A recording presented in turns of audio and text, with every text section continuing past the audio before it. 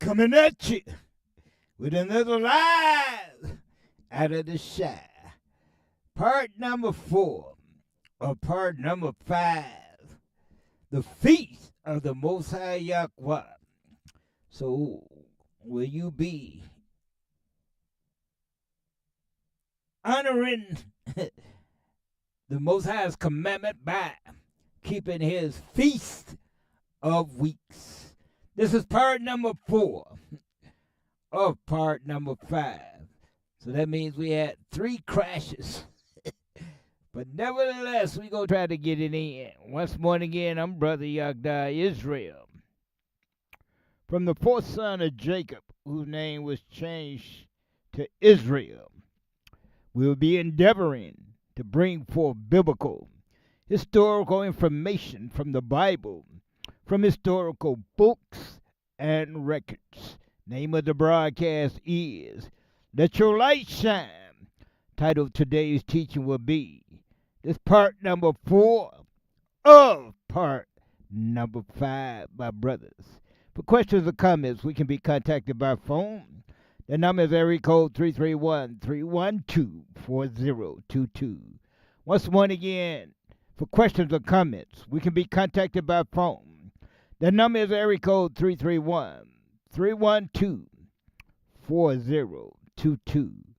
We can also be contacted by way of email. If you want to drop us a line, you can do that by way of our email. That address is yhdhysrael@gmail.com. Once more again, that email address is yhdhysrael@gmail.com. And the slotted time for the broadcast, we come on Tuesday from 6 p.m. to 8 p.m. thereabout. Then we come back and do it again on Friday from 6 p.m. to 8 p.m. But as you can see, we had some technical difficulties tonight. So this is part number 4 of part number 5. That means we had 3 crashes, my brothers, my sisters. So we're going to see how this play out.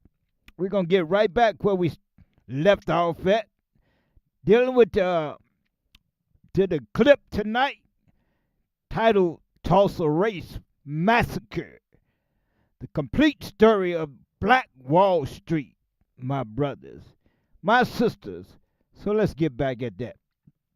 And we're going to run this thing all the way to the conclusion, my brothers. They just don't know. I didn't have to go to the plantation today, so I got plenty of energy.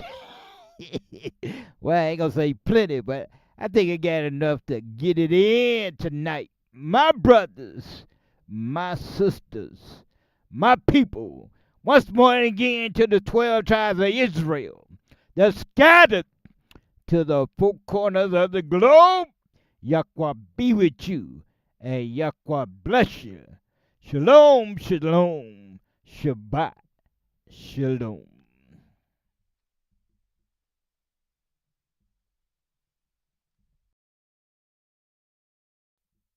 Rebuild that. It takes decades to develop, and it was destroyed in hours. As weeks turned into months, something even more insidious than the massacre itself began happening. The systematic erasure of evidence that it had occurred at all. This wasn't accidental. This was deliberate policy by Tulsa's white establishment to ensure that what happened in May 1921 would be forgotten. Start with the newspaper archives. The Tulsa Tribune's May 30th, 1921 afternoon edition, the one with the inflammatory headline about Dick Rowland, disappeared. Not just individual copies, but from archives, from libraries, from the microfilm records. Years later, when historians tried to research what that headline actually said, they found nothing. The newspaper claimed the records were lost or damaged, but specific records from specific days don't just disappear unless someone wants them to. Other newspaper archives were selectively edited. Articles that described white violence too explicitly were removed from bound volumes. Photographs were taken from files. The Tulsa World's archive for June 1921 is incomplete, with key pages missing. The official explanation is always the same: lost, damaged, misplaced. But the pattern is too consistent to be accidental. Police records from May and June 1921 are suspiciously thin.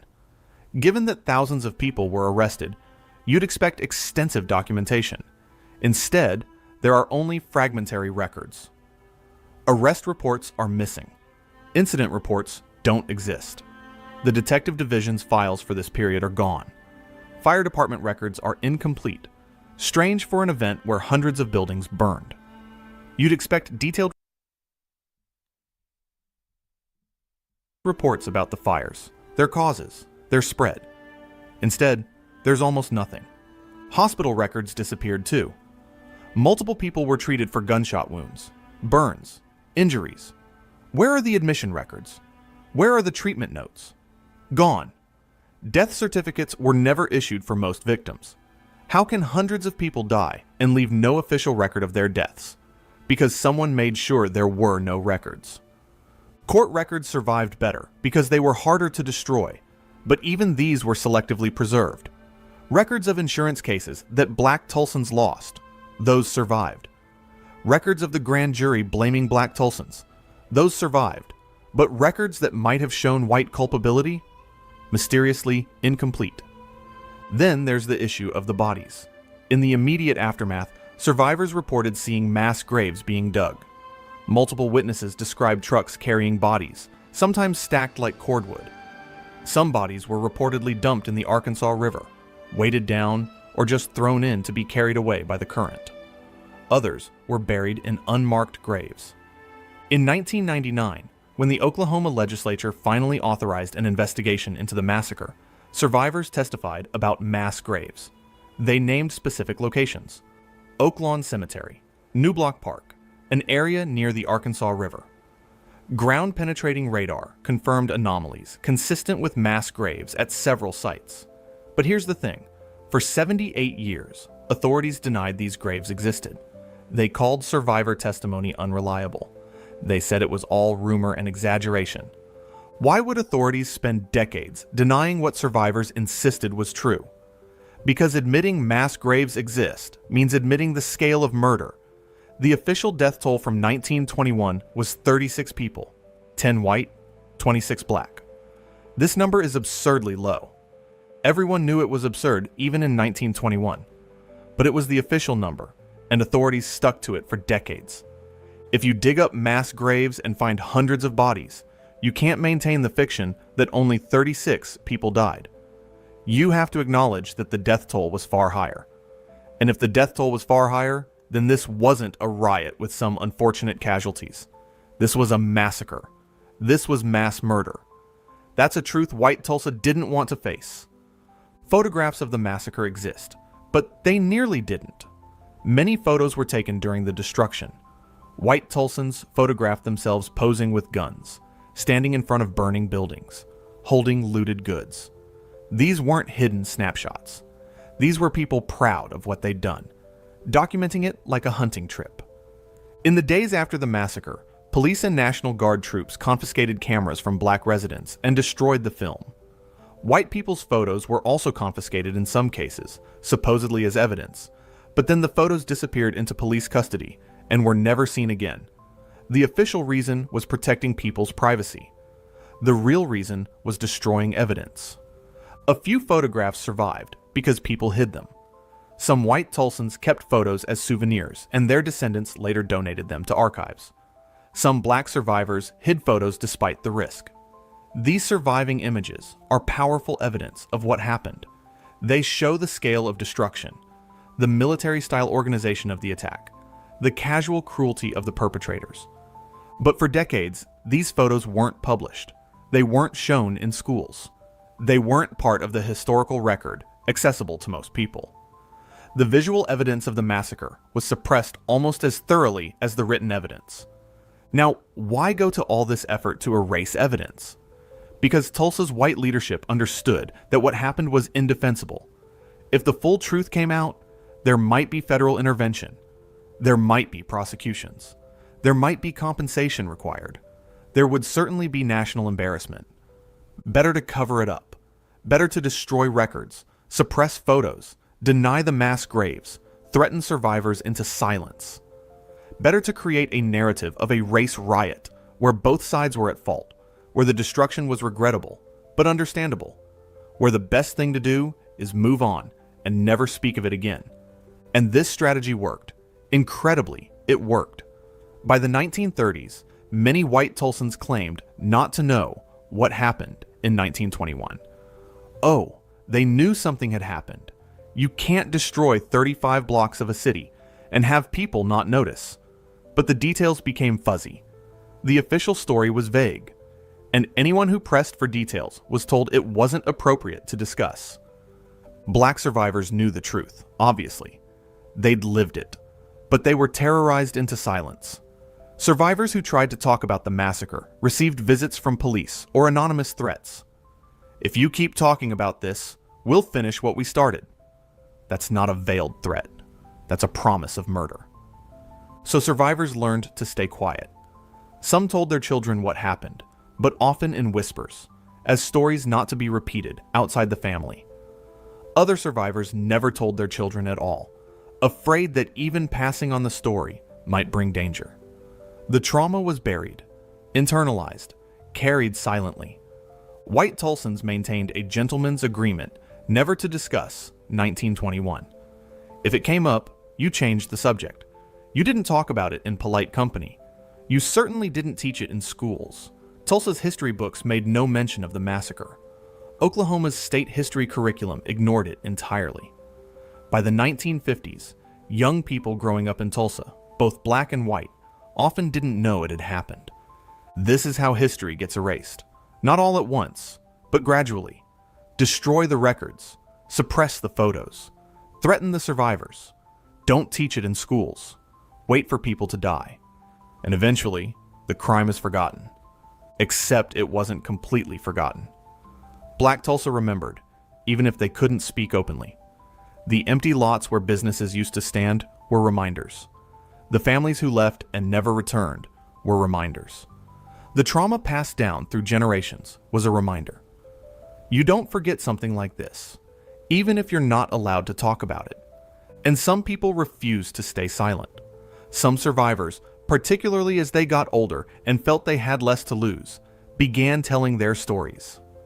In the 1970s and 1980s, a few historians, both black and white, began researching what happened. They interviewed survivors. They found the hidden photographs. They discovered that the official story was a lie. But it would take until the 1990s, more than 70 years after the massacre, for Oklahoma to officially acknowledge what happened. It would take until 2001 for a comprehensive state report to be issued, and it would take until 2020, nearly 100 years later, for serious efforts to locate and excavate the mass graves. A century of silence, a century of denial, a century of survivors and their descendants living with trauma while the world pretended nothing had happened. That's the true crime of the cover-up. Not just that it protected the perpetrators, though it did, but that it denied the victims justice, denied the survivors recognition, denied the descendants closure. The massacre destroyed Black Wall Street in 1921. The cover-up ensured it would stay destroyed, because how do you rebuild when history pretends you never existed in the first place? How do you mourn when your dead don't even have graves? How do you heal when you're not allowed to speak about your wounds? These are the questions that survivors carried for the rest of their lives. Questions without good answers. Questions that their children and grandchildren would inherit. Questions that America still struggles to answer today. June 1921. The smoke has cleared from what used to be Greenwood. Now you can see the full extent of the devastation. Block after block of rubble and ash. Brick chimneys standing like tombstones, the only things left of burned homes. Twisted metal where businesses once stood. The streets are empty except for people picking through ruins, looking for anything salvageable. There's almost nothing to find. Imagine being a survivor returning to where your home once stood. You walk streets you've walked 1,000 times, but nothing looks familiar. That corner where the Williams confectionery used to be, just a foundation and ash. The Stratford Hotel, that magnificent 3-story building, collapsed walls and burned timbers. Your own home? You find the lot by counting from the corner, because there are no landmarks left. And where your house stood, there's nothing but a concrete foundation and the charred remains of your life. You sift through the ash with your hands, hoping to find something, anything. Maybe your mother's jewelry survived the fire, maybe the iron skillet, maybe some tool from your husband's workshop. You find pieces of melted glass, bent nails, the metal frame of a bed, warped by heat. That's all. Everything else, the furniture you saved for, the clothes you carefully maintained, the photographs of your parents, the children's toys, the books, the dishes, everything that made a house a home, gone, burned to powder and blown away on the wind. This is what 10,000 people experienced in June 1921. This is where they had to start over. From nothing. Less than nothing, because they also had debt from destroyed businesses, medical bills from injuries, funeral expenses for family members murdered. They had trauma that would mark them for life. And they had a city government and white population that was hostile to their very existence. But here's the remarkable thing. Many of them decided to stay. They decided to rebuild. Not everyone.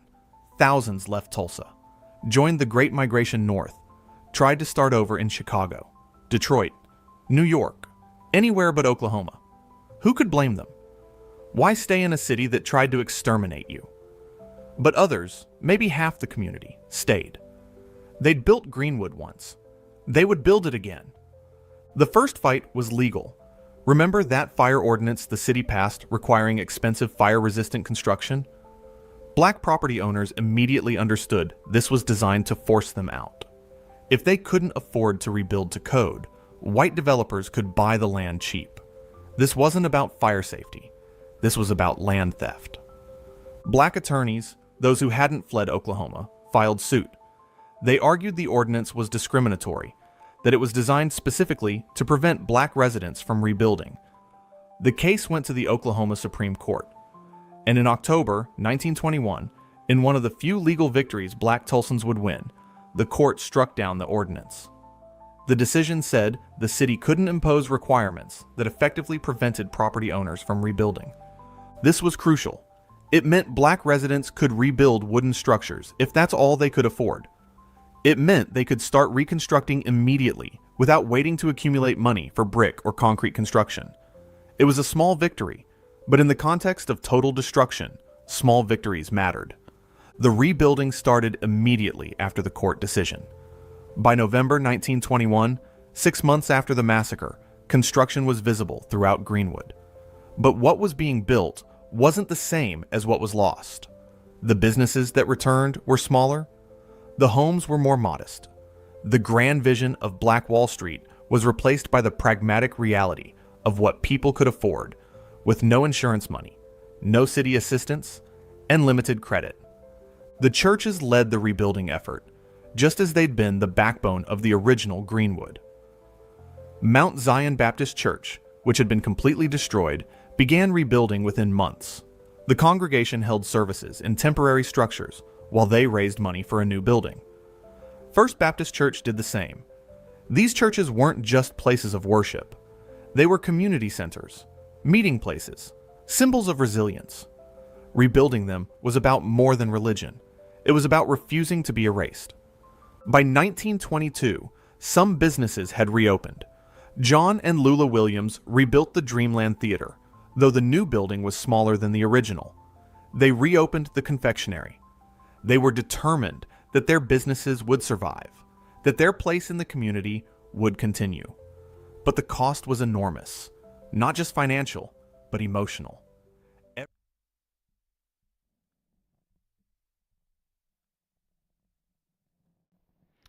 All right, we back at it.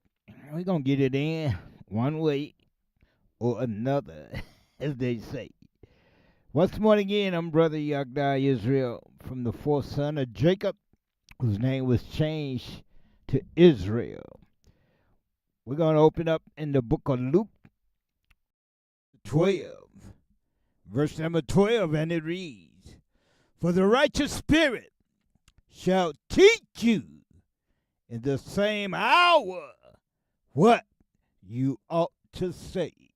And we believe that, my brothers, my sisters, that in the very same hour, the righteous spirit, not the Holy Ghost, ain't no such creature as the Holy Ghost. Have you ever seen one? I know I haven't. And if you did, it couldn't have been holy. Let's see what should have been translated. Let's peep at this thing right quick. Let's look at a couple of comments. Then we're going to get busy, my brothers. We're looking at the Feast of Yahweh, the Feast of Weeks. This is part 4 of part number 5. Ruach HaKodesh.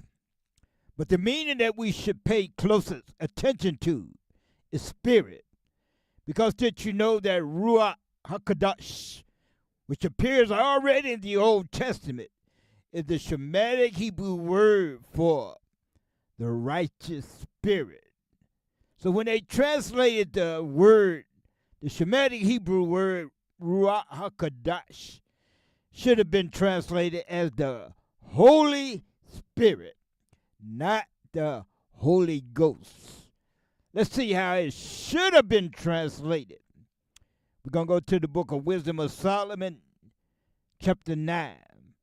Verse number 13 reads, Book of Wisdom of Solomon 9, verse 13. "For what man is he that can know the counsel of Yahweh? Who can think what the will of Yahweh is? So then no man sit down and conjure up what the mind of the Most High Yahweh is." My brothers, my sisters, my people. No, it wasn't done by no man. Yahweh gave the word. Great was the company of those that published it, my brothers, my sisters. Psalms chapter 68, verse number 11. Wisdom of Solomon chapter 9, verse 14. "For the thoughts of mortal men are miserable, and our devices are but uncertain." Verse number 15. "For the corruptible body presses down the soul, and the earthly tabernacle wears down the mind that muses upon many things."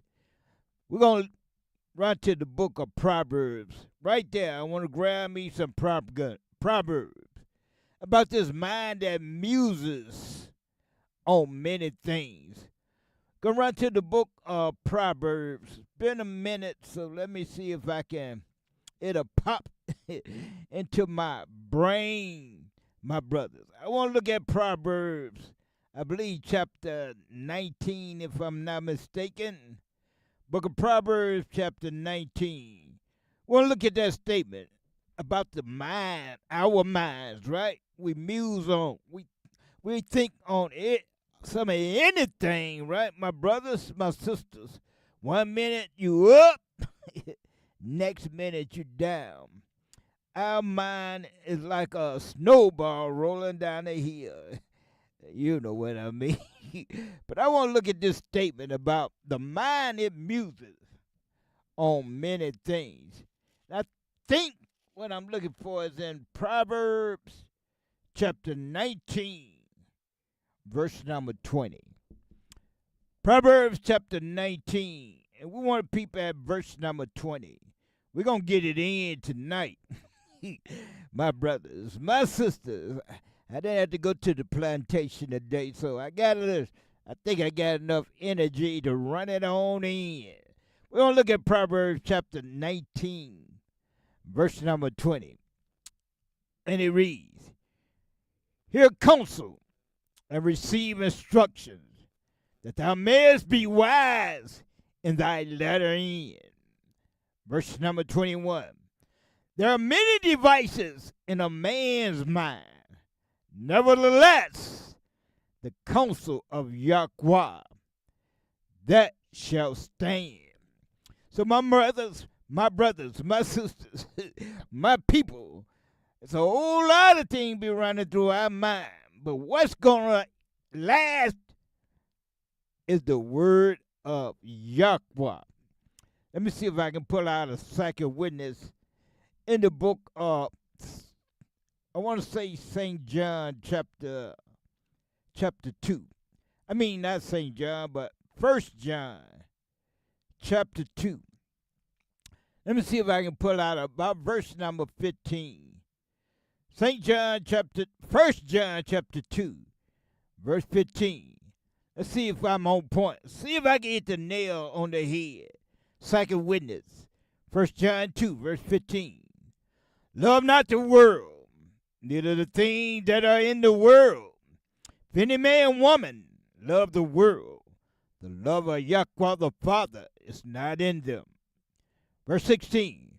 For all that is in the world, the lust of the flesh, the lust of the eyes, and the pride of life, is not of Yahweh the Father, but is of the world. Verse 17. And the world passes away, and the lust thereof, but he that doeth the will of Yahweh abideth forever. My brothers, my sisters. So Yahweh's word is what gonna be the last and final say-so of the human family, of the mankind, my brothers, my sisters. What's gonna stand? The word of Yahweh. That's what's gonna stand. Let's run to the book of St. John 14, verse 26. We're going to get this in tonight. Hope you're still there. Listening orders. Hope you got your pen, your paper, and you are taking notes. Your Bibles, your Apocrypha, Book of Jubilee, the Book of Joshua. We're going to use it all tonight. I'm going to get some of this on the docket, my brothers. But the Comforter, which is the righteous spirit. Now, we proved the fact that this word Holy Ghost is a mistranslation. You ain't full of no Holy Ghost. You ain't caught no Holy Ghost, my brothers, my sisters, because it doesn't even exist. Whom the Father will send in my name, he shall teach you all things and bring all things to your remembrance, whatsoever I have said unto you. So one thing we know about this Holy Spirit, whom the Father will send, it's a he. That's one thing we do know. Let's peep at this. Take a close look at it tonight, my brothers. We want to run to the book of Hebrews. Let's see what is this. In this case, is represented by this Spirit, my brothers. And of the angels, he said, who maketh his angels what? Spirit. So in this case, the one that bring the information from the throne of heaven, that bring it back to our remembrance, that teach us what the will of Yahweh the Father is these angels, my brothers, my sisters, my people.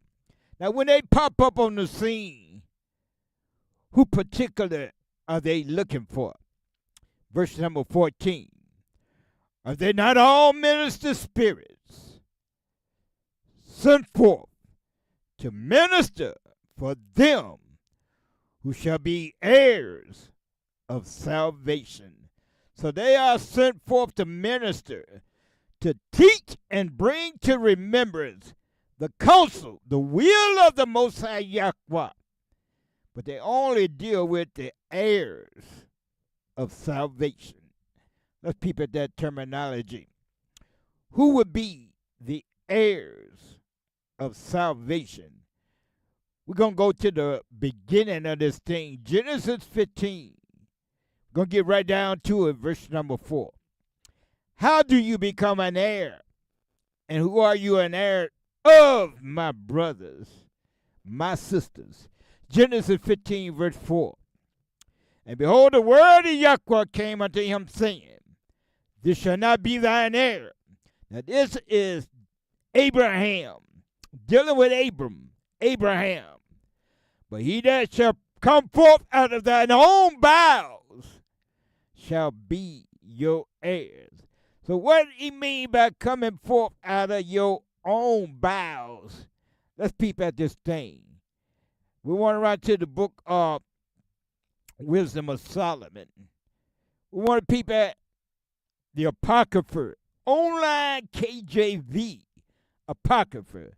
We want to look at Wisdom of Solomon, chapter 7, verse number 1. We want to find out, how do you become an heir? How do you come through one's bowels, my brothers, my sisters? We want to look at the book of, well, I thought we had an online, what happened to my online Apocrypha here? Something done disrupted the program. Let me try this thing again. I want to run to the online Apocrypha. We want to look at Wisdom of Solomon, chapter 7, and verse number 1. And it reads, the book of Wisdom of Solomon, chapter 7. We want to look right at verse number 1, and it reads, I myself also am a mortal man, like to all, and the offspring of him that was first made of the earth. So the first one that was made of the earth was named Adam, or the one, or man. Either way you want to look at it. The first one was called Adam, and his wife was called Eve, my brothers. So this is Solomon, the wisest man that ever lived. And he said that he was the offspring of the first made of the earth, which was Adam. So at this time, Solomon came into power around 970 BC, when he took the throne as king of the 12 tribes of Israel, my brothers, my sisters.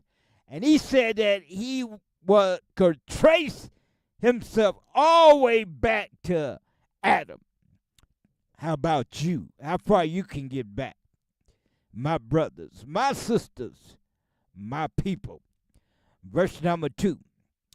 And in my mother's womb was fashioned to be flesh in the time of 10 months, being compacted in blood.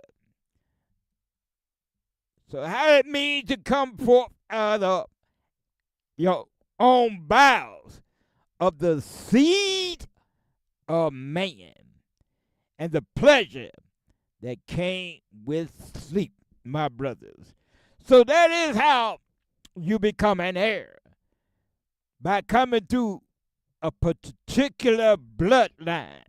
And in this case, we're referring to Abraham, Isaac, and Jacob, whose name was changed to Israel, my brothers, my sisters. Let's get us a second witness. We're going to go to 2 Samuel.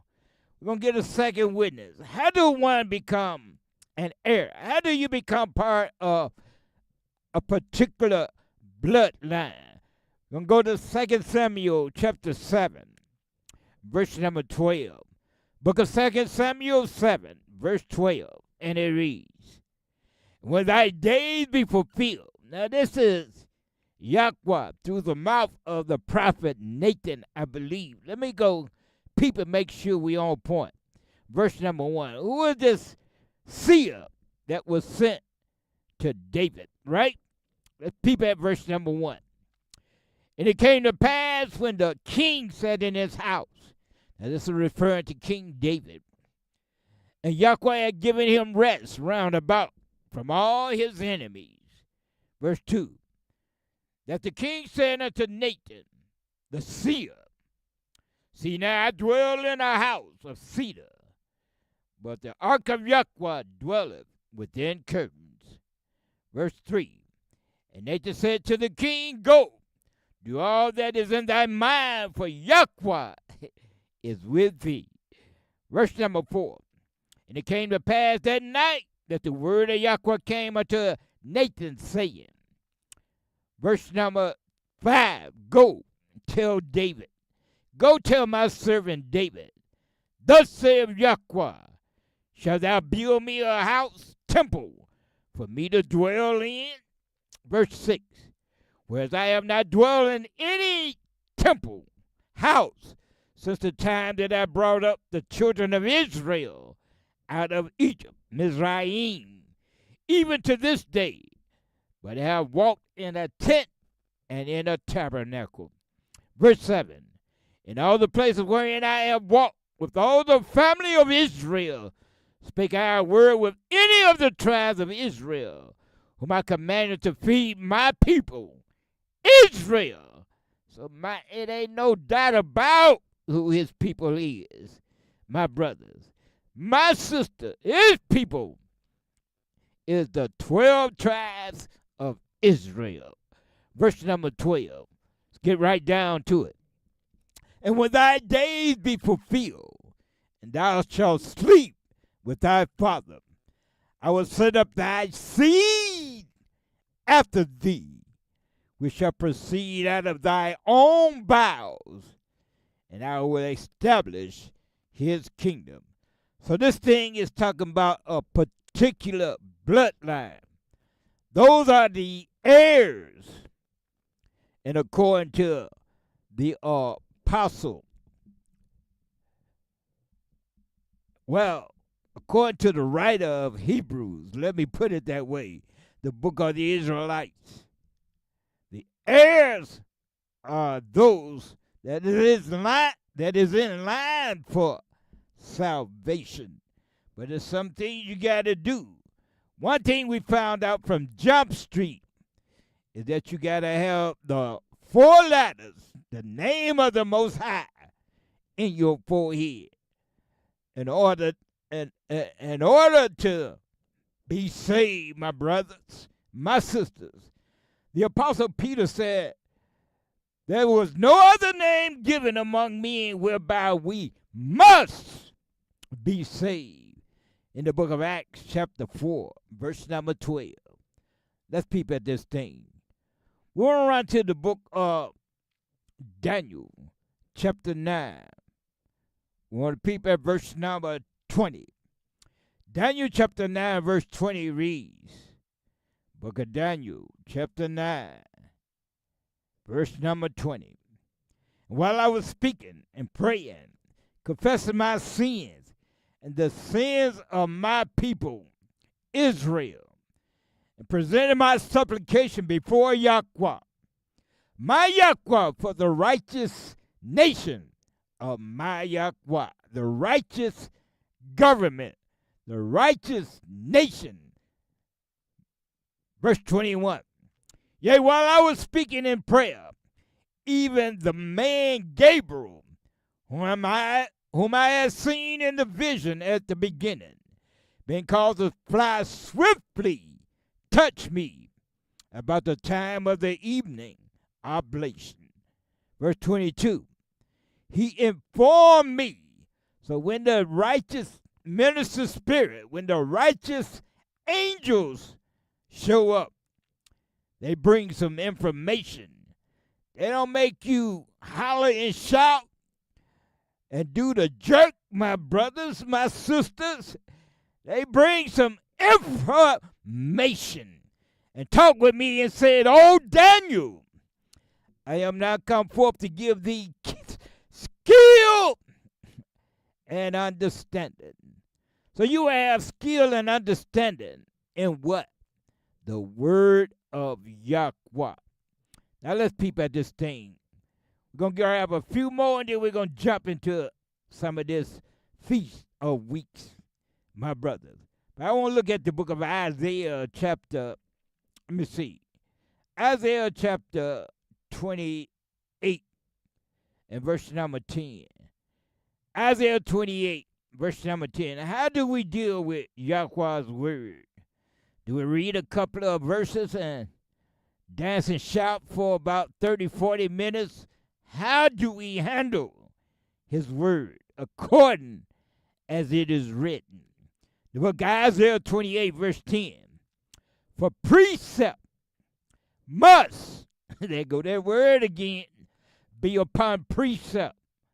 Precept upon precept, line upon line, here a little and there a little. Now, you don't run to St. John chapter 1 and read the whole chapter. No. You go here a little and there a little. Precept upon precept. Let's run to the book of Psalm 119, verse number 4. Psalm 119, verse 4. Let's follow up with that statement. Psalms chapter 119. And we want to peep at verse number 4. So we find out that we must have precept upon precept, line upon line, here a little and there a little. We're going to look at Psalm 119, verse 4. And it reads, Thou hast commanded us to keep your precepts diligently. I want to peep at verse number 50. And it reads, Psalms 119, verse 50. This is my comfort in my affliction, for your word have quickened me. Now we're going to drop down to verse number 104. My brothers, my sisters, verse number 104. And it reads, Through thy precepts I get understanding. Therefore I hate every false way. So the only way you're going to get this understanding, you got to do it according to the instructions. Precept upon precept, line upon line, here a little and there a little. We're going to run to Isaiah chapter 8. And we want to peep at verse number 20. Isaiah chapter 8. We want to peep at verse number 20. My brothers, my sisters, my people, to the law and to the testimony. If they speak not according to this word, it is because there is no light in them. My brothers, my sisters. So what is this light he referring to? Let's see if we can pull that out. What is this light? We're going to run to the book of St. John, chapter 8. Let me see if I can pull it out. In St. John, chapter 8. Let me see where we want to jump to. In St. John, we want to peep at St. John, chapter 8. Let me see where I want to start this at. St. John, chapter 8, verse number, what I want St. John, chapter 8. Let me see what verse I need out of here. I know I'm on point with St. John, chapter 8, but I want to get right down to what is this light referring to? St. John, chapter 8. And verse number, let me see what I want here. Verse number 12. St. John chapter 8, and we want to look at verse 12. What is this light referring to? Precept upon precept, line upon line, here a little and there a little. Then spake Yahweh, the Hamashiach, the anointed one, the one you call sweet baby Jesus. I am the light of the world. He that followeth me shall not walk in darkness, but shall have the light of life. My brothers, let's get a second witness. Go right to St. John chapter 12. Let's see if we can pull out a second witness. What is this light? He said, if you don't use the whole book, is what he said, you have no light in you. If all you can go to is Matthew, Mark, Luke, John, Acts, Romans, Corinthians, we know you ain't got no light in you, my brothers. You got to use the law and the testimony, my brothers, my sisters, my people. We want to look at the book of St. John chapter 20. Let me see what I want to pull out of St. John chapter 20. Let me see if I can lay my eyes on what I need. Then maybe I could read it to you, my brothers, my sisters, my people. The book of St. John chapter 12. We want to peep at verse number 35. Book of St. John 12, verse 35. And it reads, St. John 12, verse number 35. Then said Yahweh, the Hamashiach, the anointed one, said unto them, yet a little while is the light with you. Walk while you have the light, lest darkness come upon you. For he that walketh in darkness knoweth not whither they goeth. So if you don't use the whole book, according to Isaiah the seer, the prophet, you don't have no light. And we find out this light is referring to Yahweh. You don't have no Yahweh in you. See if we can follow up. We're going to run to 1 John chapter 1, my brothers, my sisters. We're going to pick it up at verse number 1. Let's read a little bit. 1 John chapter 1, verse 1. That which was from the beginning, which we have heard, which we have seen with our eyes, which we have looked upon, and our hands have handled, of the word of life. Verse number 2. For the life was manifested, and we have seen it, and bear witness, and show unto you that eternal life, which was with the Father, and was manifested unto us. Verse number 3. That which we have seen and heard declare we unto you, that you also may have fellowship with us. And truly, our fellowship is with Yahweh the Father, and with his Son, Yahweh the Hamashiach. Verse number 4. And these things write we unto you, that your joy may be full. Verse number 5.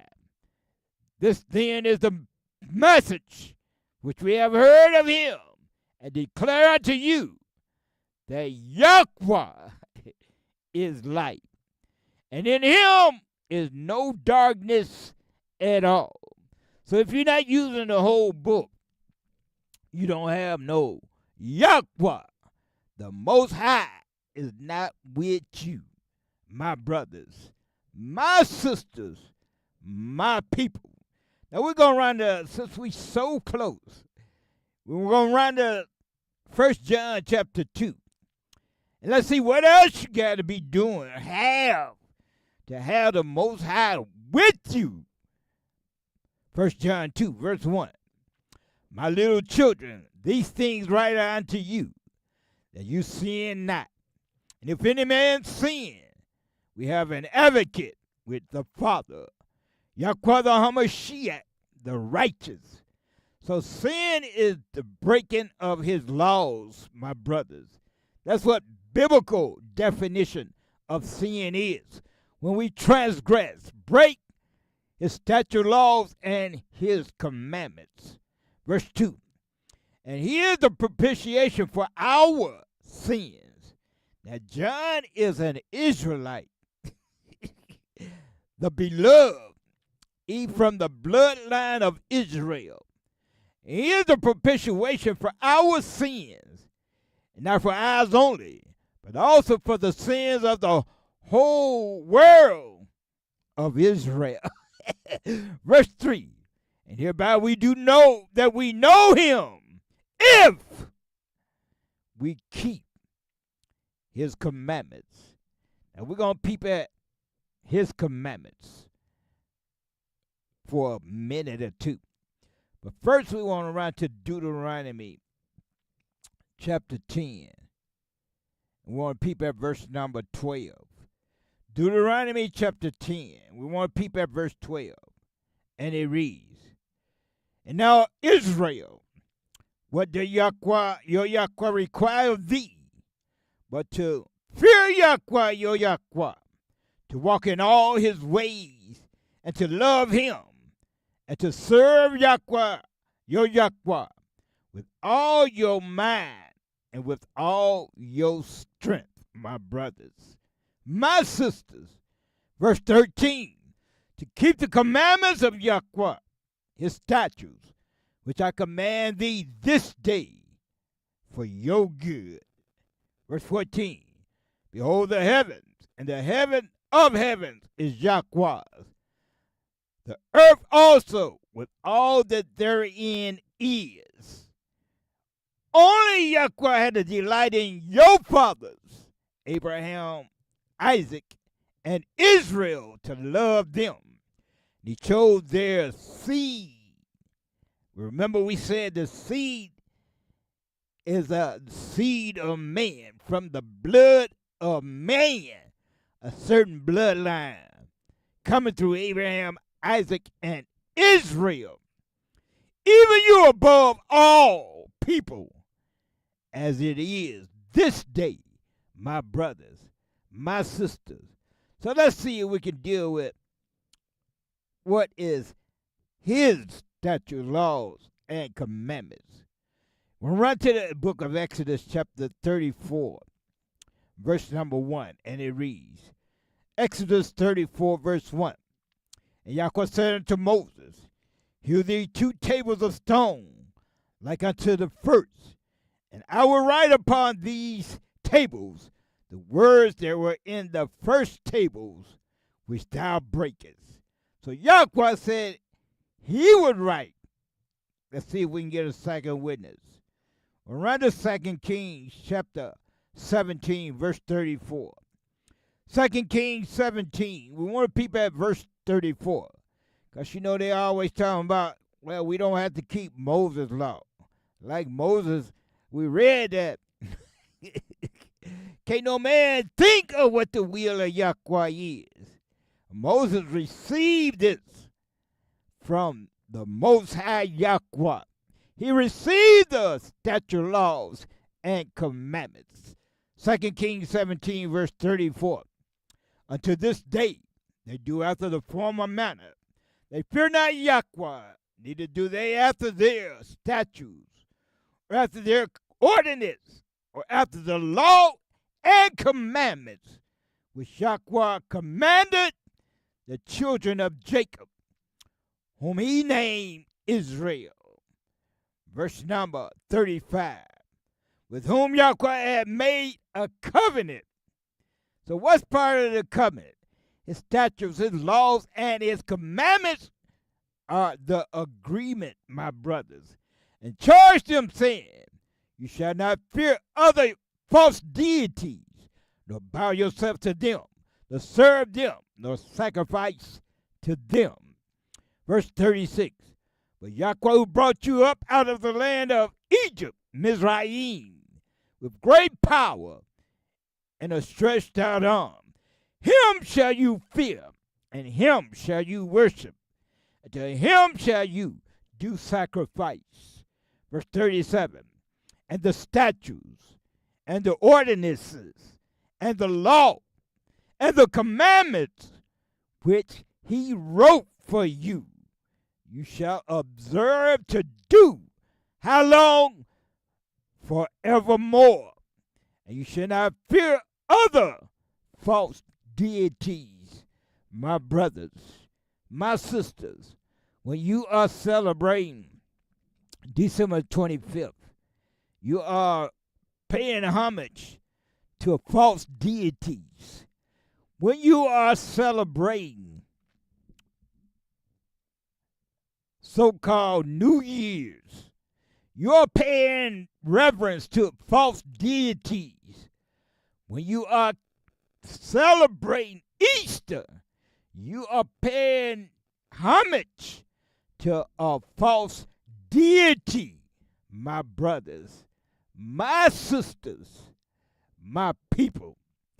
And the statutes and the ordinance and the law and commandments which he wrote for you, you shall observe to do forevermore, and you shall not fear false deities.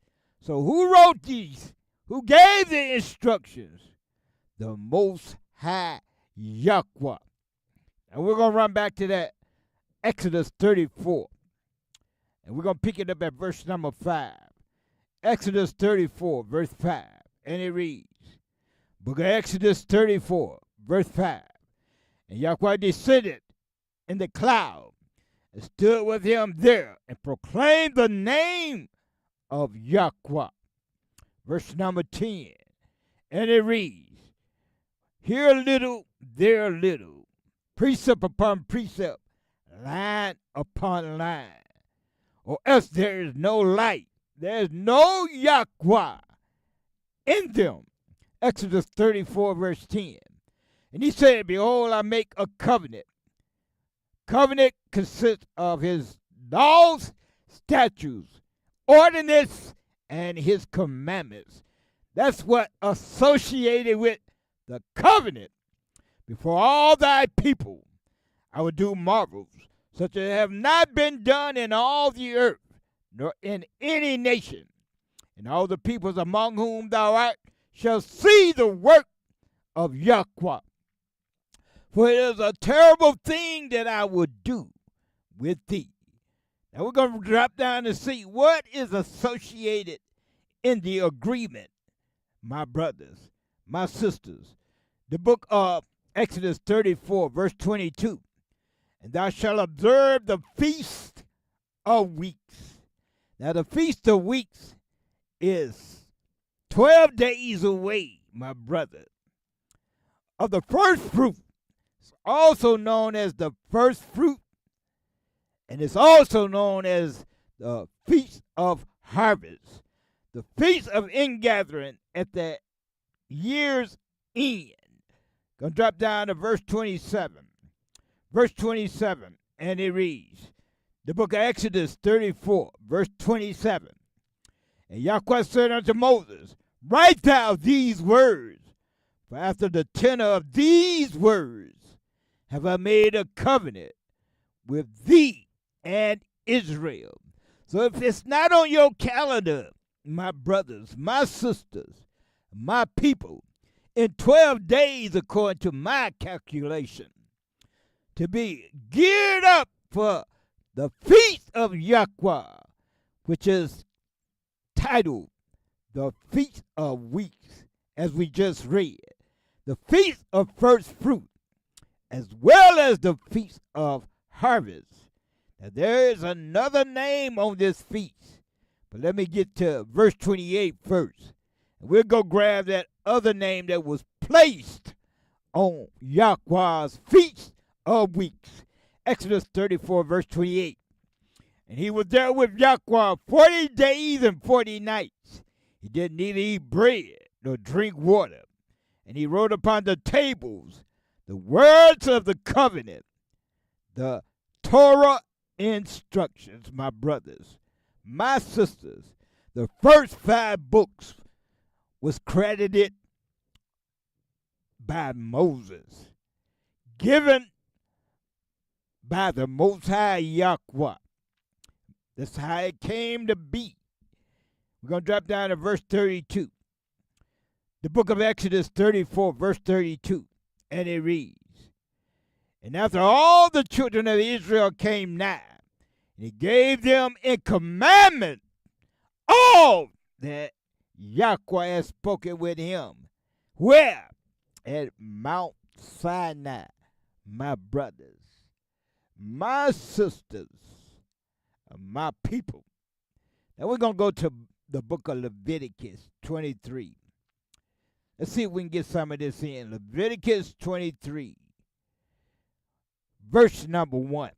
And it reads, Leviticus 23, because the Most High is, before we go there, I want to grab a statement right quick in the Apocrypha. I want to look at a statement in 2nd Esdras, chapter 7.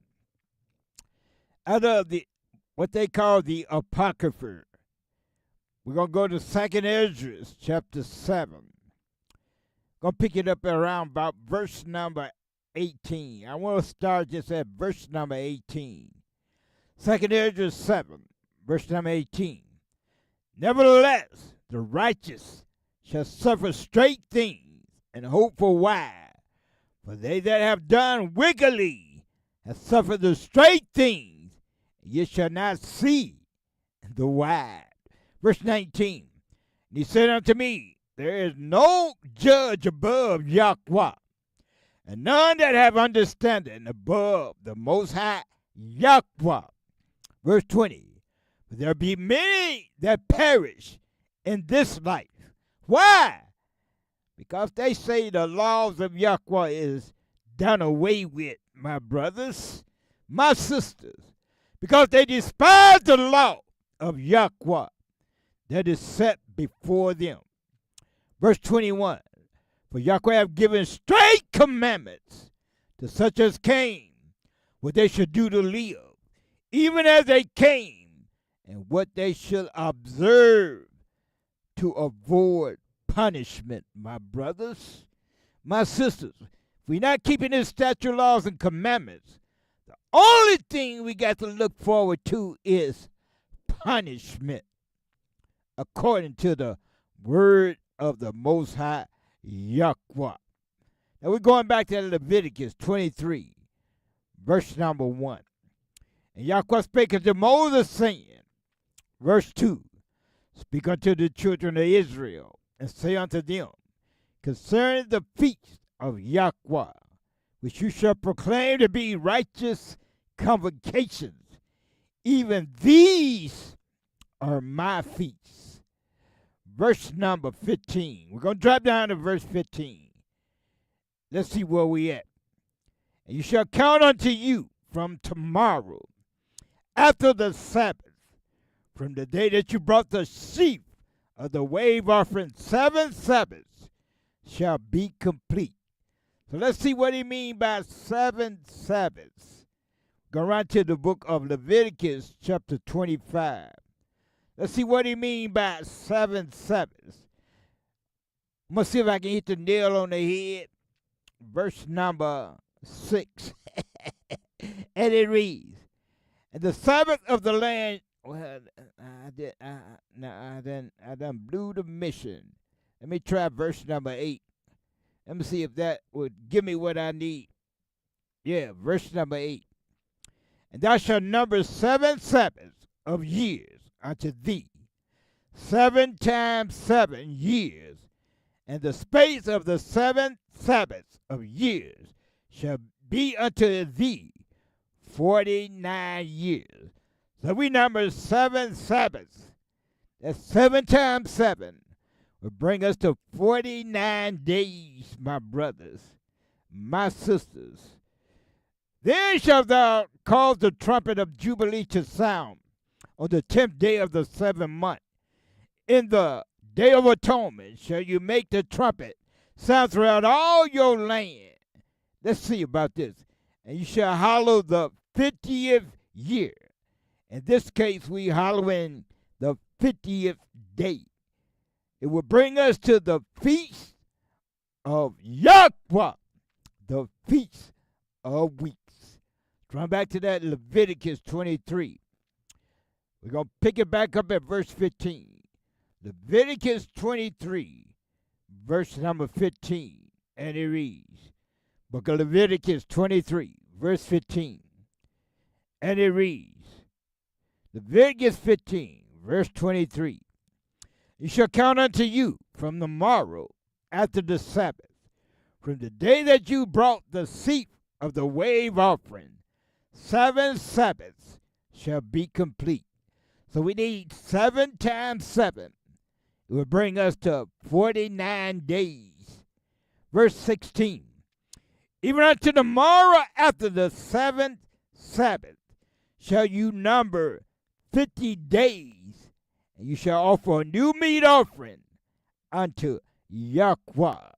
So we need 50 days on the morrow after the 7th Sabbath. So let's run to the book of Numbers. Numbers chapter 28. Let's run to Numbers chapter 28. Let's see the successions of Yahweh's high days, holy days, his feast days. We're going to look at Numbers 28, verse number 16.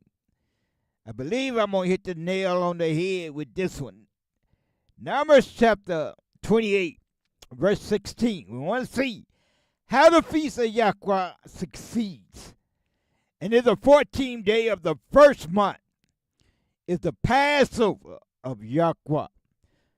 Verse number 17. And in the 15th day of this month is the feast. 7 days shall unleavened bread be eaten. Verse 18. In the first day shall be a righteous convocation, shall do no manner of severe work therein. Severe work is work where you are compensating. It be on your paycheck, my brothers, my sisters. Verse 19. But you shall offer a sacrifice made by fire for a burnt offering unto Yahweh. So, the first day is a righteous gathering. Go drop down to verse 25. Trying to get through this. Verse 25 reads, And on the 7th day you shall have a righteous gathering. You shall do no severe work. So the first day and the 7th day of unleavened bread is your high days. Now it said after the 7th Sabbath, 7th day of unleavened bread, you begin to number your 50 days, my brothers. And let's see what you come up with. Also in the day of the first fruit, when you bring a new meat offering unto Yahweh after your weeks. How many weeks? 7 Sabbaths. 7 times 7. Bring us to 49 days. Be out. You shall have a righteous convocation. You shall do no severe work. So 12 days away from that righteous convocation.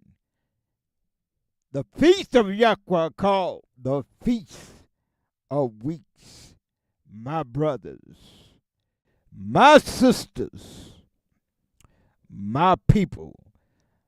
Let's peep at this thing.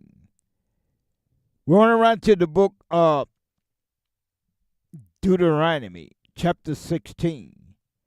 Book Deuteronomy, chapter 16. We want to peep at verse number 1. And it reads, Deuteronomy 16, verse 1. Observe the month of Abib, and keep the Passover unto Yahweh. For the month of Abib, Yahweh brought thee forth out of Egypt, Mizraim, by night. All right, let's peep at that. The month called Abib. Let's see, what's so significant with the month called Abib? My brothers, my sisters, my people. The first month of the year. Even a child knows that January is the first month of our calendar year. For the ancient people of Israel, however, the first month of the year was the month Abib, which roughly equates to our month April. Speaking of Abib, Yahweh said, This month shall be unto you the beginning of months. It shall be the first month of the year to you. So according to the Most High, the first month of the year in the Shemitic dialect is called Abib.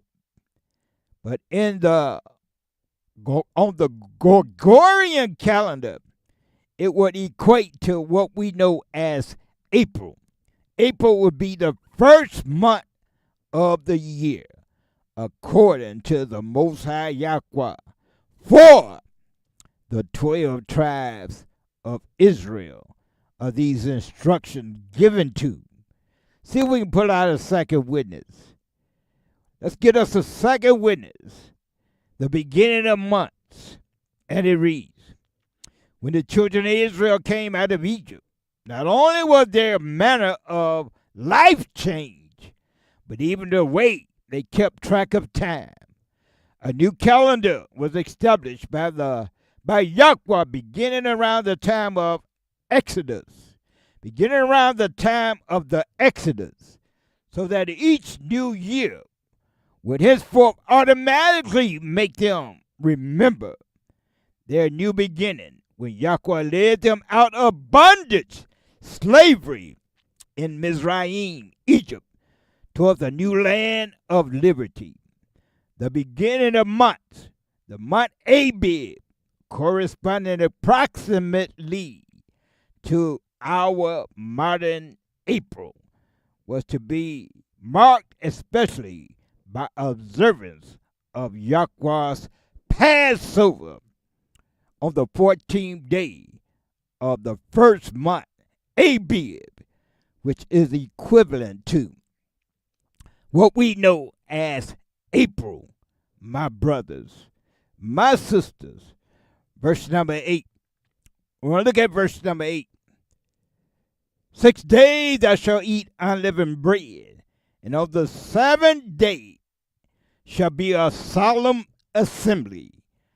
To Yahweh thou shalt do no work therein.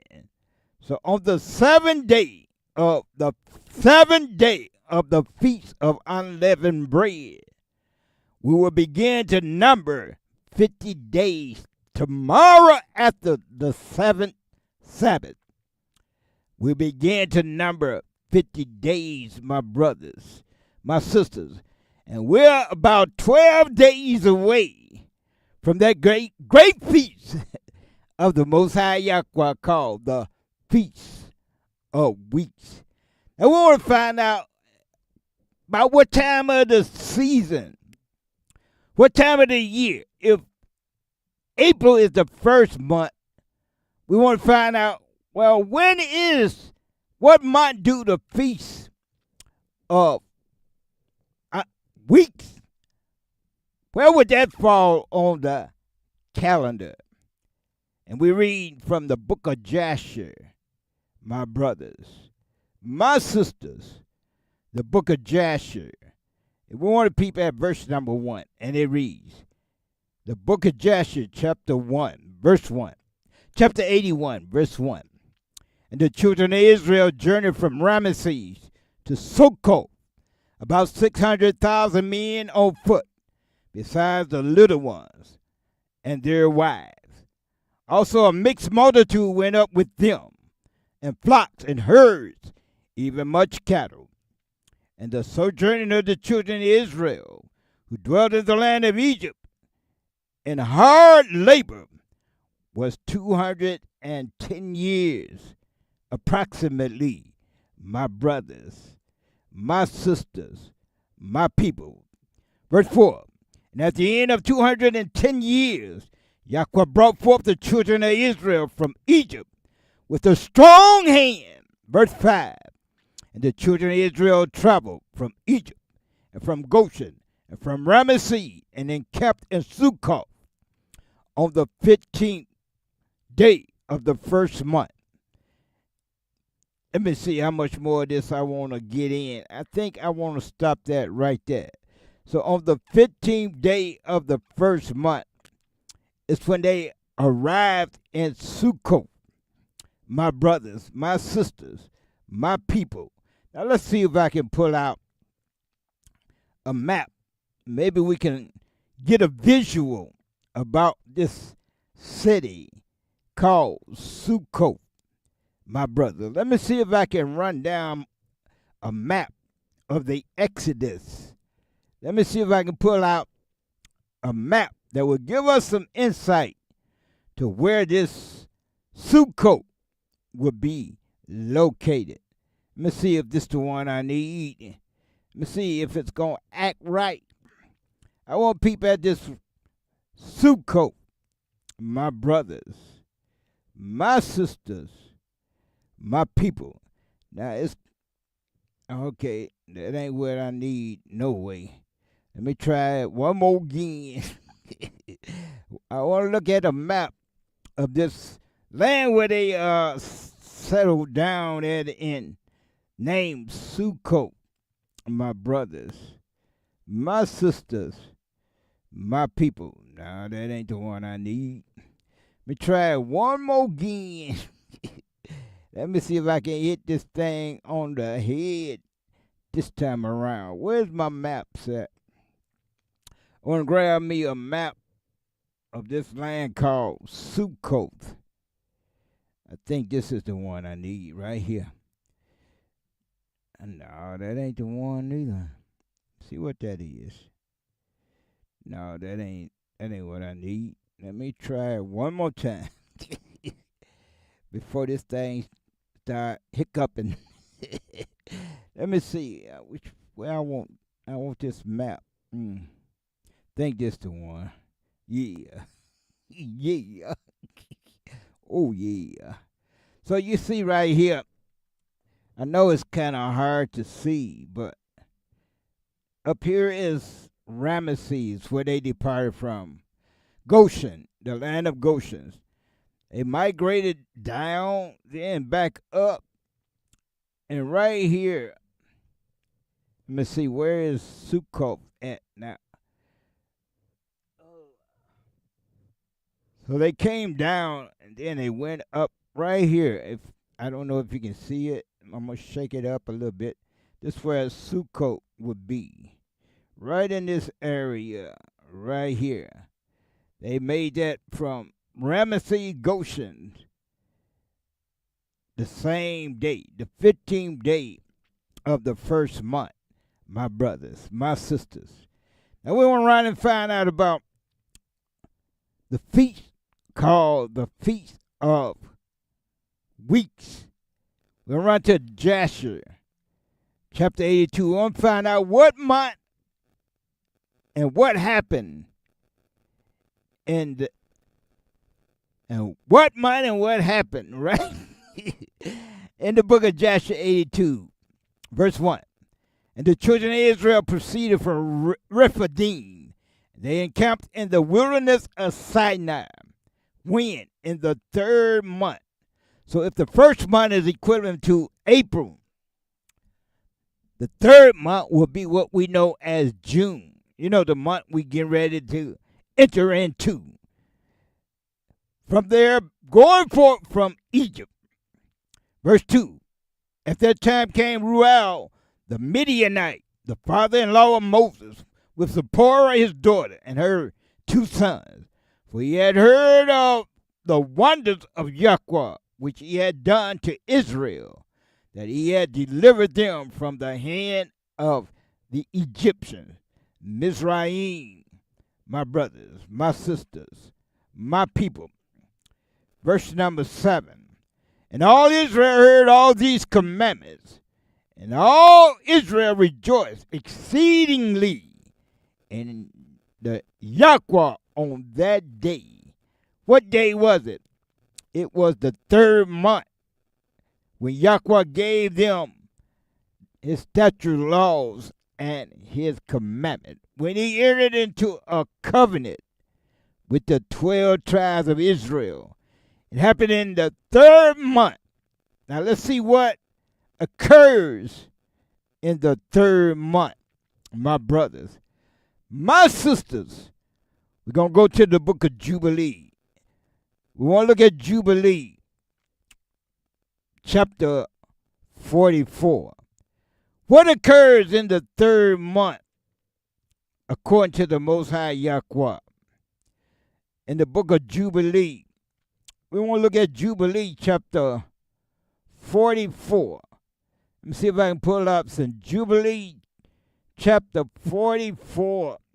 And we want to look at verse number 1. We'll run down to Jubilee chapter 44. And want to peep at verse number 1. My brothers, my sisters, my people. Jubilee 44. Let me see if I can get back there now. What happened to 44? Book of Jubilee, chapter 44. We want to see what happens in that third month, according to the word of Yahweh. Jubilee 44, and we want to peep at verse number 1. And it reads, Israel took his journey from Haran's house on the third new month, and he stopped at the well of oaths on the way, and he offered a sacrifice to Yahweh of his father Isaac on the 7th of the third month. So according to this, it happened on the 7th of the third month. What happened? Jacob remembered the dream that he had at Bethel, and he feared to go down into Egypt. He was thinking of sending word to Joseph to come to him because he did not want to go down. He remained there 7 days, hoping fate would permit him to see a vision as to whether he should remain or go down. He celebrated the harvest festival of the first fruit with old grain, because in all the land of Canaan there was not a handful of seed in the ground, because the famine was affecting all beasts, cattle, birds, and all men. So he celebrated the harvest festival of the first fruit. Let's peep at that, my brothers, my sisters. Let's see if we can get some understanding. What Jacob was celebrating in the third month, and according to what we read, it was the 7th day. Exodus 23, verse 15. Thou shalt keep the feast of unleavened bread. Thou shalt eat unleavened bread 7 days, as I commanded thee, in the time appointed of the month Abib. For in it thou camest out from Egypt, and none shall appear before me empty. Verse 16. And the feast of harvest, the first fruit of thy labor, which thou hast sown in the field, and the feast of ingathering, which is in the end of the year, when thou hast gathered in thy labor out of the field. So Jacob was keeping in the third month, the 7th day, the feast of harvest, the feast of first fruits. Let's see if we can make it a little bit clear. What was he observing in the book of Exodus, chapter 34? Book of Exodus, chapter 34. And we're going to peep at verse number, Exodus 34. And we're going to peep at verse number 22. Let's make it plain and crystal clear. Exodus 34, verse 22. And it reads, Exodus 34, verse 22. And it reads, Thou shalt observe the feast of weeks. What else is it known as? The feast of first fruit and the feast of harvest, my brothers. So Abraham was keeping in this third month, the 7th day, the feast of weeks. Let's peep at this thing. Let's see if we can get a couple of more witnesses. Then we're going to move on down the road. I run to Jubilee, the book of Jubilee, chapter 6. See if I can get to Jubilee, chapter 6, my brothers, my sisters, my people. See if we can get to Jubilee. I want to run to chapter 6. Book of Jubilee, chapter 6. See if we can get a second witness about this feast of weeks. Jubilee, chapter 6. We're going to look at verse number 1. Book of Jubilee, chapter 6. And we want to peep at verse number 1. Jubilee, chapter 6. Going to pick it up at verse number 1. And it reads, on the 3rd month, he went out of the ark and built an altar on that mountain. Verse 2, and he made atonement for the earth, and took a kid and made atonement by its blood for all the guilt of the earth, for everything that had been on it had been destroyed, except those that were in the ark with Noah.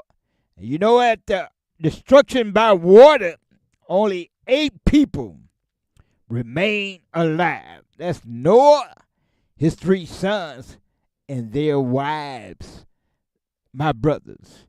Going to drop down to verse number 11. The book of Jubilee, chapter 6, verse 11 reads, because of this he spoke to you, that you should make a covenant with the children of Israel with an oath in this month. So what month did he make the agreement? In the 3rd month, which is equivalent to what we know as June, right around the corner, 12 days away. He made an agreement with the children of Israel during the Feast of Weeks, my brothers. In this month on the mountain, you shall sprinkle blood on them, because of all the words of the covenant which Yahweh made with them forever. So this covenant is forever. Verse number, let's read a little bit. Verse number 13. Let me see. Well, that's verse number 12. This testimony is written concerning you. You should observe it continually, so that you should not eat on that day any blood of beasts or birds or cattle during all the days of the earth. And the man who eats the blood of beasts or of cattle or of birds during all the days of the earth, he and his offspring shall be rooted out of the land. Verse 13, and you will command the children of Israel to eat no blood, so that their names and their offspring may be before Yahweh continually. Verse 14, there is no limit of days for this law. It is forever. They shall observe it throughout their generation, so that they may continue supplicating on your behalf with blood before the altar every day, and at the time of morning and evening they shall seek forgiveness on your behalf perpetually before Yahweh, that they may keep it and not be rooted out. Let's drop down to verse number, what we want to take this, verse number 18. Well, let's pick it up at verse 17. For this reason, it is ordained and written on the heavenly tablets that they should celebrate the Feast of Weeks in this month, the 3rd month, once a year, to renew the covenant every year. Verse 18, this whole festival was celebrated in heaven from the day of creation until the days of Noah, which were 26 jubilees, 5 weeks of years. Noah and his sons observed it for 7 jubilees, 1 week of years, until the day of Noah's death. From the day of Noah's death, his son did away with it until the days of Abraham, and they ate blood. But Abraham observed it. What? The Feast of Weeks. Isaac and Jacob and his children observed it up to your days. And in your days, the children of Israel forgot it until you celebrate it anew on this mountain. What mountain he talking about? Mountain of Sinai, mountain of Horeb, my brothers. When did it happen? In the third month, around the 7th day of the third month. Verse 20, command the children of Israel to observe this feast in all their generation for a commandment to them. One day in the year, in this month, third month, they shall celebrate the festival. Verse 21, for it is the feast of weeks and the feast of first fruit. And this feast is twofold and of a double nature, according to what is written and engraved concerning its celebration, my brothers. So when do it occur? 50 days after the seventh Sabbath, my brothers, my sisters, and we 12 days away from that great feast called the Feast of Weeks. Now we're going to find out another name for this feast before we get up out of here. I want to look at the book of Acts chapter 2. Let's see what is another name that they placed on the Feast of Weeks in the book of Acts chapter 2, verse number 1. And it reads, Acts chapter 2, verse number 1. And with the day of Pentecost. Oh, what is that talking about? The day of Pentecost. Let's see if we can do some, what they call that? Do some maneuvering to come up with an answer. What is this Pentecost all about? Pentecost is a significant Israelite holy day that commemorates the descent. Well, we don't need all that stuff now. I want to get right down to it.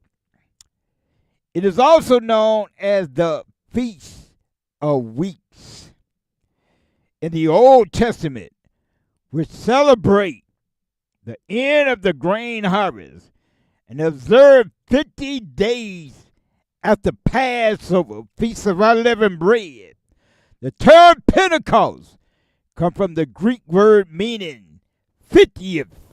My brothers, my sisters, we read that we count 7 sevens. 7 times 7 will bring us to 49 days. And on the 50th day, we have a high holy day, my brother, called the Feast of Weeks, the Feast of Harvest, the Feast of First Fruit, referring to the 50th day following the Feast of Unleavened Bread. My brothers, my sisters, my people. Let's see if we can pull out a second witness. We are endeavoring to bring forth biblical and historical information from the Bible, from historical books and records. Let's see if we can pull out a second witness concerning this Pentecost. I thought I had a second witness concerning the word called Pentecost, but somehow I don't see it. So let me see if I can run down something right quick. Let me see if I can pull out me a second witness dealing with this word called Pentecost. My brothers, my sisters, my people. I want to look at a second witness, if at all possible, dealing with the word called Pentecost. If not today, maybe tomorrow, right?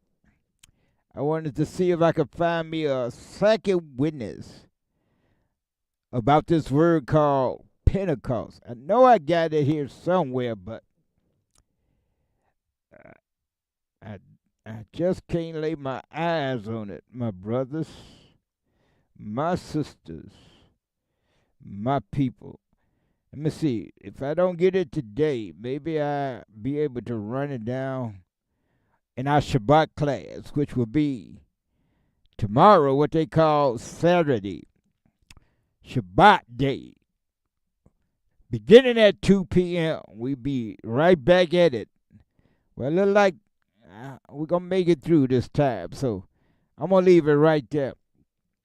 So in the third month, now according to Jacob, it was around the 7th day. Now let's see if we can pinpoint. This Pentecost is the same as the Feast of Weeks, my brothers, my sisters. Verse number 2. And suddenly there came a sound from heaven as of a rushing mighty wind, and it filled all the house where they were sitting. Verse 3. There appeared unto them cloven tongues like as of fire, and it set upon each of them. Verse number 4. They were all filled with the righteous spirit, and began to speak with other tongues as the Spirit gave them utterance. Verse number 5. And it reads, and there were dwelling at the city of David Israelites, devout men out of every nation under the heaven. So how did they get into every nation under the heaven? We'll leave that for another day, my brothers. Let me see how much time we done put in. If we done put in another hour, well, we're almost at 2 hours, so we might as well get it all in, right? Let's go ahead and kill out this last hour. We want to run to the book Jubilee. So in the third month, now with Jacob, it was around the 7th day. But with us, it will fall around the 10th day of the third month, which we know would be what we know as June. The third month. First month is Abib. Abib corresponds to what we know as April. My brothers, my sisters, my people. Now we want to run to Jubilee chapter 15. Book of Jubilee chapter 15. I'm going to pick it up at verse number 1. Jubilee chapter 15. Because we read that not only did Noah keep the Feast of Weeks, but it was given as a covenant, an agreement to the children of Israel. Abraham kept it, Isaac kept it, and we read that Jacob kept it on the 7th day of the third month. My brothers, my sisters, my people. Let's look at this. Chapter 15, Jubilee chapter 15. In the 50th year of the 4th week of this Jubilee, in the third month, in the middle of the month, Abram celebrated the feast of first fruit of the grain harvest, and he made new offerings on the altar, the first fruit of the produce to Yahweh, a heifer and a goat, and a sheep on the altar as a burnt sacrifice to Yahweh. Their fruit offering and their drink offering he offered on the altar with frankincense. Verse number 4. And I will make my covenant between me and you, and I will multiply you greatly. Verse 5. Abram fell on his face, and Yahweh talked with him and said, my law. What did he give him on this third month? His law, statutes, and his commandment.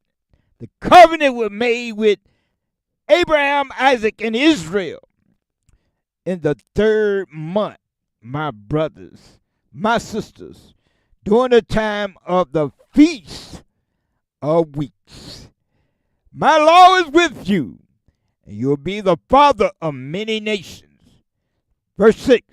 Neither shall your name any more be called Abram, but your name from now on, even forever, shall be Abraham. For I have made you the father of many nations, my brothers, my sisters. Verse number 9.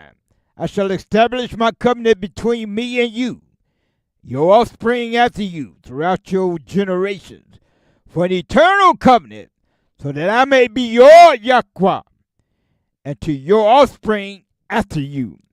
Verse 10. You may possess the land where you have been a sojourner, the land of Canaan. You will possess it forever, and I will be your Yahweh. Verse 11. Yahweh said to Abraham, keep my covenant, you and your offspring after you, and circumcise every male among you, and circumcise your foreskin, and it shall be a token of an eternal covenant between me and you. This is the covenant that was made with the children of Abraham, Isaac, and Jacob in the 3rd month. Now, according to this, it was around the middle. Well, we're going to be around the middle of the month, because on the 10th of this 3rd month, we'll be celebrating the feast of the Most High Yahweh, the Feast of Weeks. He have showed thee, O man, what is good, his statute, laws, and commandments. That's what's good. Let me get one more, and we're going to get ready to close this one out. We're about going to hit the 2-hour mark. I want to run to the book of Romans. Romans chapter 13. We're going to pick it up at verse number 10.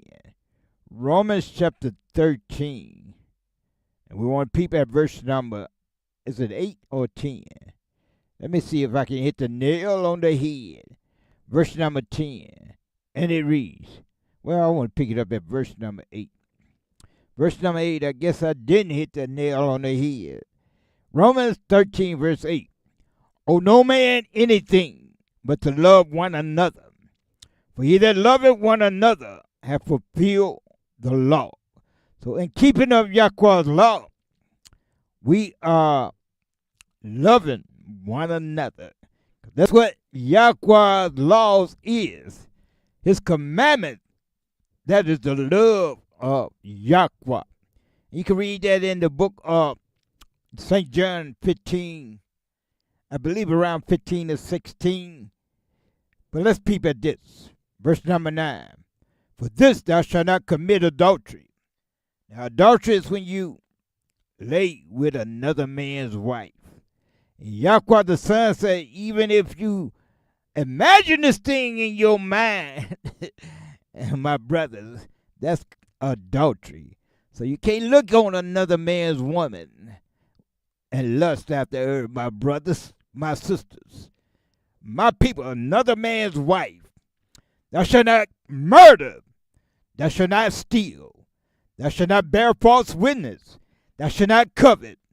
If there be any other commandment, it is briefly comprehended in this saying, namely, thou shalt love thy neighbor as thyself.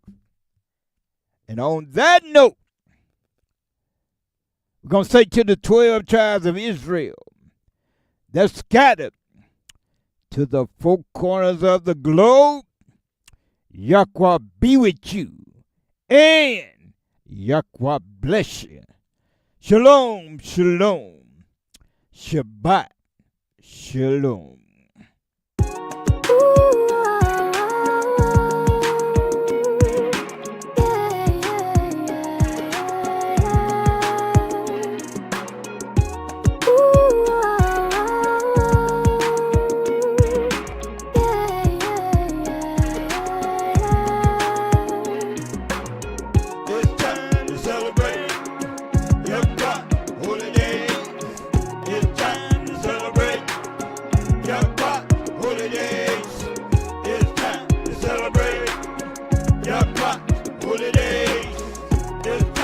Celebrate. Yep.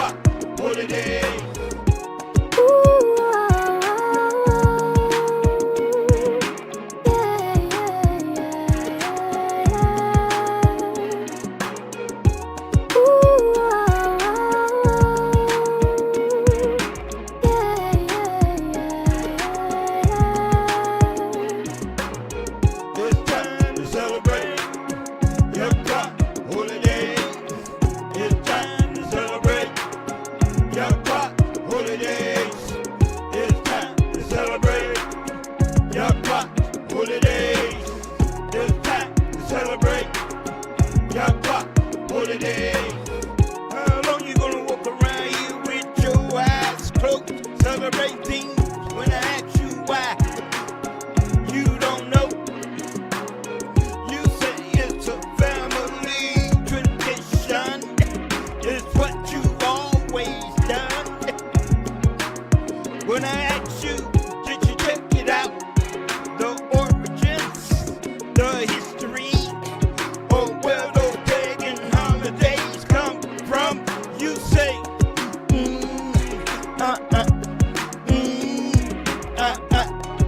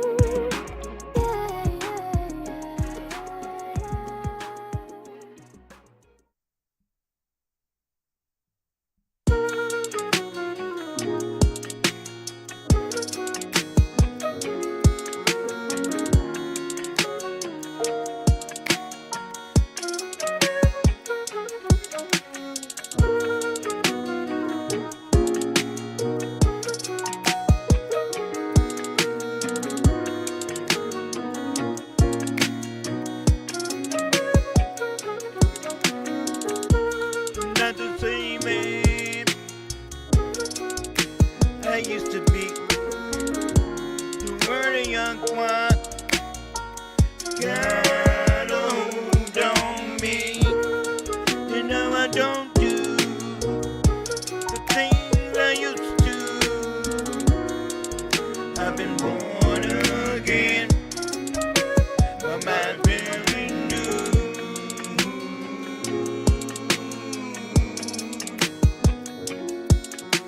Reflections are reflections.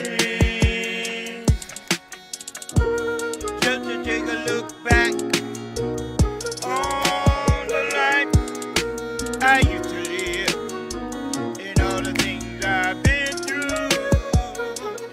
All the low down dirty things I used to do. Reflections are reflections. Ooh, reflections are reflections. Ooh, reflections are reflections. Ooh, reflections are reflections. Ooh, reflections are reflections. As I look back on the places I used to go, you know I don't go no more.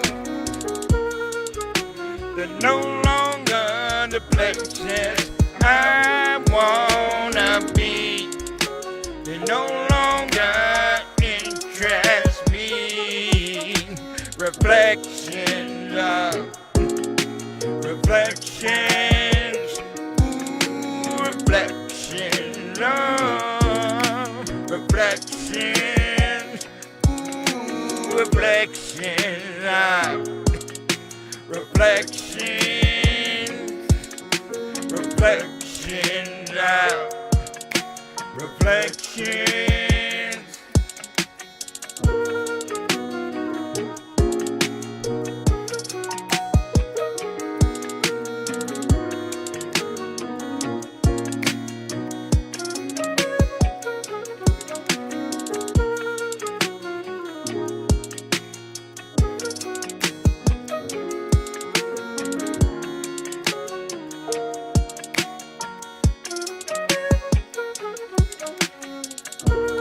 Not the same man I used to be. You were a young one, got a hold on me. You know I don't do the things I used to. I've been born again. My mind's been renewed.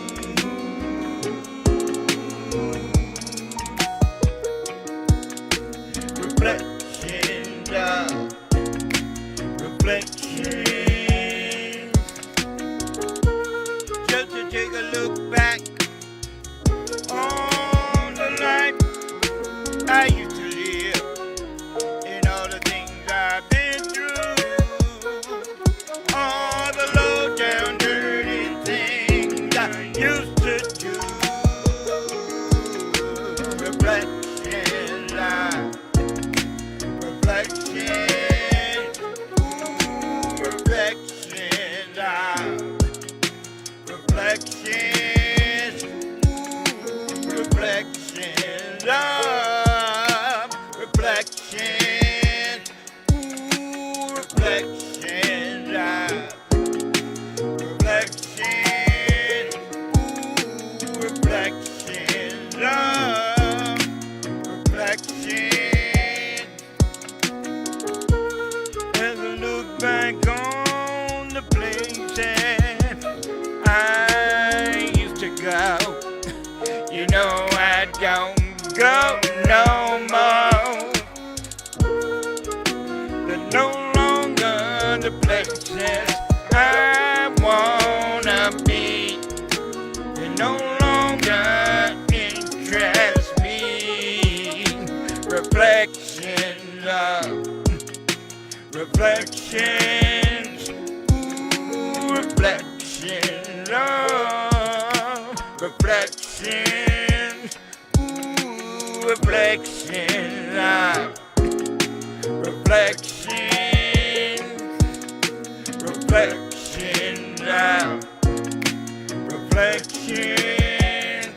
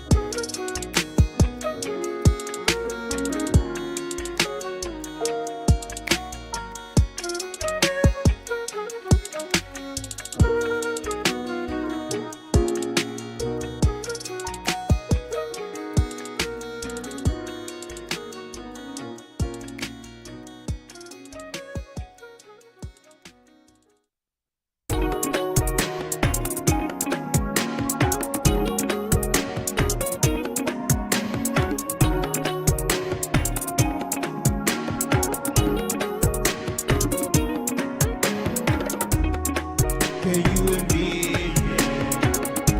I wonder, can you see? Can you imagine how the kingdom of heaven will be?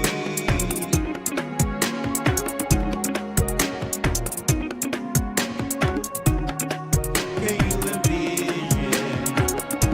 I wonder, do you think? Can you imagine a place where we can truly be free?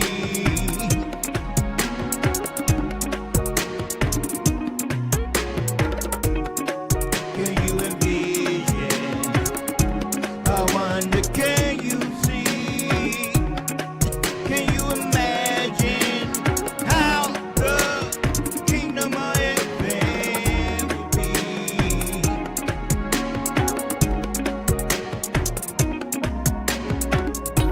I often envision about the kingdom of heaven. How will it be when I'm reading the righteous scriptures and the Most High Yahweh? He sent His Holy Spirit to lead and guide me. I once was lost, but now I'm found. I was blind, but now I see. I often envision about the kingdom of heaven. How will it be?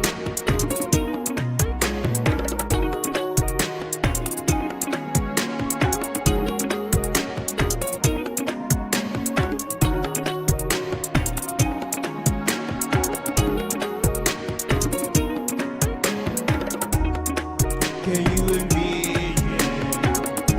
I wonder, can you see? Can you imagine how the kingdom of heaven will be?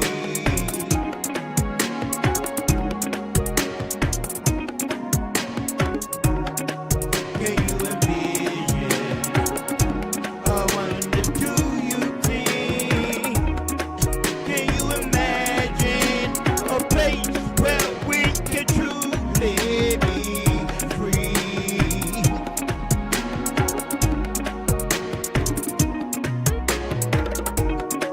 Can you envision?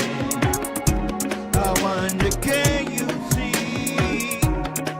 Can you imagine how the kingdom of heaven will be?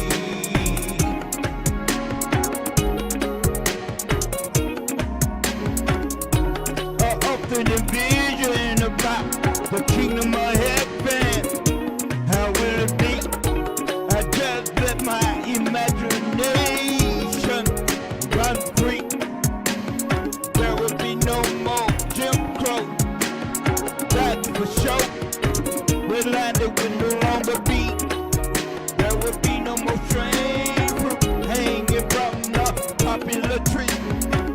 You know the first will be last, and the last shall be first.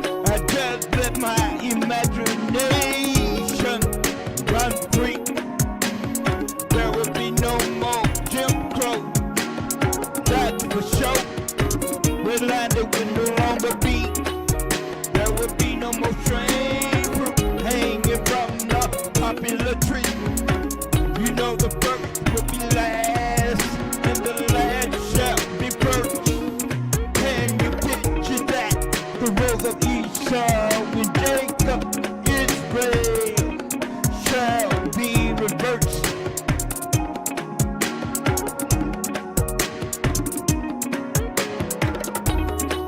Can you envision? Can you see? Can you imagine how the kingdom of heaven will be?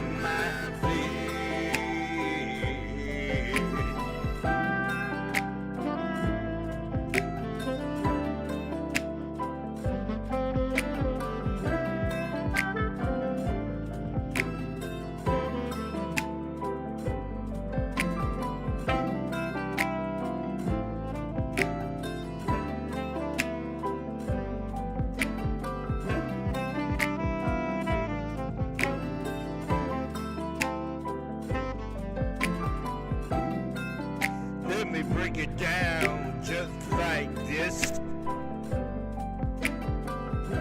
The art of a successful relationship. It must be done in Yahweh's order.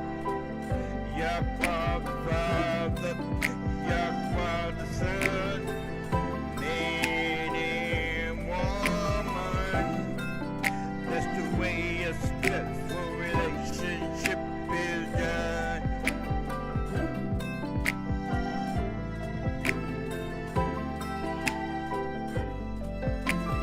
Oh,